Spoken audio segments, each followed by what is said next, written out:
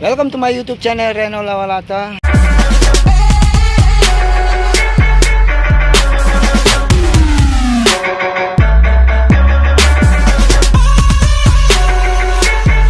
Wey, kalian sudah subscribe YouTube ini belum? Subscribe dong, biar YouTube-nya makin berkembang. Ayo! Hai guys, ketemu lagi dengan saya Reno Lawalata. Kembali di YouTube saya. Semoga kalian semua sehat-sehat selalu ya.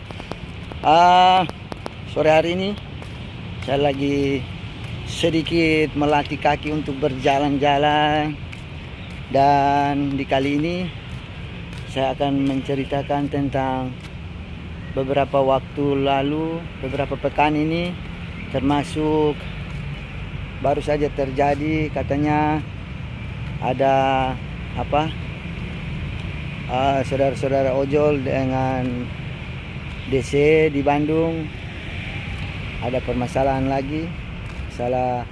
Katanya kendaraannya ditarik paksa di jalan, berujung dari bentrok. Itu ada korban dari saudara-saudara yang ojol. Tapi saya tidak terlalu membahas sampai ke situ. Kenapa?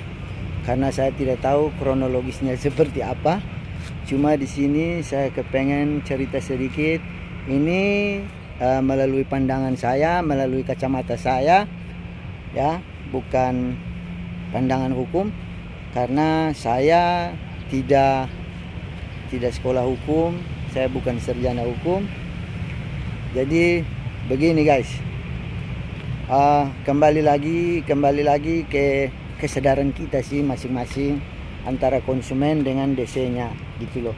DC juga harus bekerja secara profesional, SOP-nya jelas, dan konsumen juga harus tahu di mana kalau punya tunggakan harus diberesin gitu.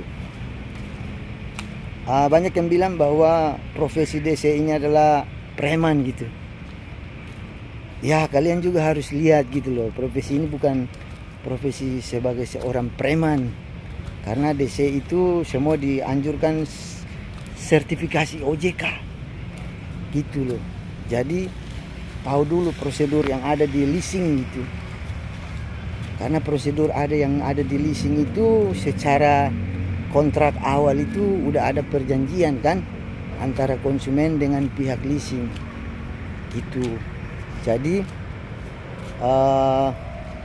menurut saya kembali lagi ke masing-masing gitu, supaya tidak ada lagi terjadi keributan gitu yang menyebabkan harus ada korban di antara kita gitu. Prosedur di leasing itu seperti ini guys. Ada yang bilang bahwa harusnya ada pemberitahuan dulu dari awal gitu loh. Harus sosialisasi dulu gitu. Cuman di sini saya bilang di prosedur leasing setahu saya itu mulai dari nunggak 1 bulan itu pasti sudah ada pemberitahuan dari pihak leasing ke nasabah tersebut. Nah, di situ adanya debt collector 1. Ini secara internal ya. Debt collector 1. Kalau debt collector 1 tidak bisa tangani, berarti debt collector 2. Debt collector 2 tidak bisa tangani, debt collector 3. Nah, debt collector 3 tidak bisa tangani, jatuhnya ke debt collector 4. Debt collector 4 itu tidak bisa tangani, ada yang namanya remedial. Nah, remedial ini fungsinya ini dia bisa follow up ke rumah juga, dengan catatan bahwa pengambilan unit atau pengambilan kendaraan tersebut gitu loh. Kalau remedial ini tidak bisa lagi, berarti data-data akan dilimpahkan ke pihak-pihak eksternal yang join ke leasing. Nah, pihak-pihak eksternal ini yang join ke leasing ini diwajibkan pakai PT, dan PT ini kan disahkan oleh hukum juga gitu loh. Intinya kan sama-sama dilindungin gitu oleh hukum. Tapi kalau sampai tindak kekerasan terjadi, berarti memang kita juga semua, siapapun yang ada di muka bumi ini pasti menolak tindak kekerasan gitu loh. Apalagi sampai petugas pukul konsumen, petugas misalnya bacok atau apa gitu. Sebaliknya, apalagi sampai konsumen bisa pukul petugas, konsumen bisa maki-maki petugas, itu kan juga tidak boleh gitu loh. Jadi intinya sama-sama mengerti aja. Kalau bilang cari makan, ya profesi DC ini juga cari makan gitu. Jadi saling mengerti lah. Kalau sudah nunggak, kalau misalnya ada petugas datang ke rumah, ya temui gitu loh, minta waktu. Memang saya tidak mengelak bahwa ada petugas-petugas juga yang namanya DC itu ada yang nakal juga, ada. Tapi ada DC juga yang ya istilahnya baik lah gitu. Tidak semua itu jahat gitu. Sama dengan konsumen juga. Konsumen juga tidak ada semua yang nakal, tidak ada juga semua yang baik. Intinya ada yang baik, ada yang nakal juga gitu. Jadi kalau prosedurnya itu kan udah jelas. Udah dari kolektor 1, kolektor 2, kolektor 3, kolektor 4 itu udah datangin ke rumah. Itu. Jadi ya mau gimana? Jadi jangan menjudge bahwa seorang debt collector itu adalah preman gitu loh. Apalagi ada bahasa-bahasa yang ya debt collector pulang kampung aja lah, lebih baik cari kerjaan yang bagus lah, apalah. Aduh Tuhan, saya dengar itu kayak, saya baca itu kayak apa gitu loh. Ya kita cuma apa ya, DC itu cuma menjalankan tugas, dikasih tugas sama pihak leasing, ya udah dikerjain gitu. Dan itu ada surat tugasnya, harusnya ada surat tugas, ada ID cardnya untuk datang ke konsumen, bukan ucuk-ucuk datang langsung, ucuk-ucuk yang tidak ada tahu apa-apa terus langsung datang ketemu orang yang punya hutang gitu. Semua itu data itu dikasih sama leasing gitu. Karena ini kayak apa ya, makin kejadian aja gitu. Seharusnya hal-hal ini tidak harus terjadi kalau kedua belah pihaknya itu tahu hati gitu loh. Tahu dari konsumen juga tahu bahwa kalau punya tunggakan ya beresin. Nah, yang petugasnya juga kalau menagih jangan sampai ada yang namanya ya kekerasan, bacok-bacokan atau maki-maki atau apalah gitu yang dianggap kasar gitu. Kalau soal penarikan di jalan itu ya gimana ya? Pengusaha leasing juga kan dia tidak mau rugi gitu. Dia tidak mau rugi juga bahwa kalau udah kasih pinjaman ya udah balikin itu. Jadi intinya dari video ini yang saya buat ini tidak membela siapa-siapa, tidak membela debt collector, tidak membela konsumen, tidak menjelekkan konsumen, tidak menjelekkan debt collector juga. Jadi seperti itu guys.